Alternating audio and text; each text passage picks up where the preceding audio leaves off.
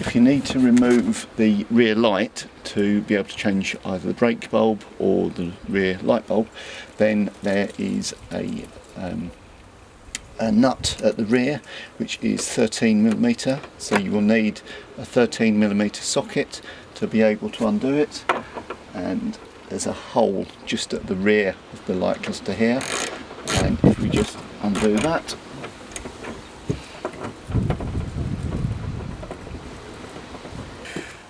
once you've undone this nut from the rear, which is 13mm, then it's a case of pulling the light cluster forward, and there's a metal clip just on the body side here that you just need to pull out. You need to pull it slightly towards you. You can see those are the two clips at the back here, and we now have access to the rear of the light and access to the bulbs to be able to change. On the rear of the light there are 4 plastic clips, and it's a case of just releasing each of those, and then the light cluster will come out and you'll have access to the bulbs.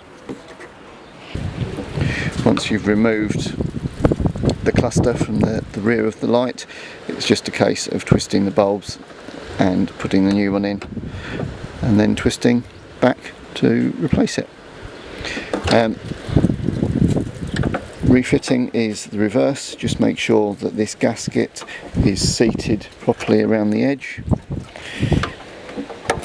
and then you just need to go through all the clips, make sure the 4 clips are in place and that the gasket has sealed on properly, and we can then refit the light. And refitting is exactly the reverse. Put the clips on and then do up the 13mm nut, and that's how to change the bulb.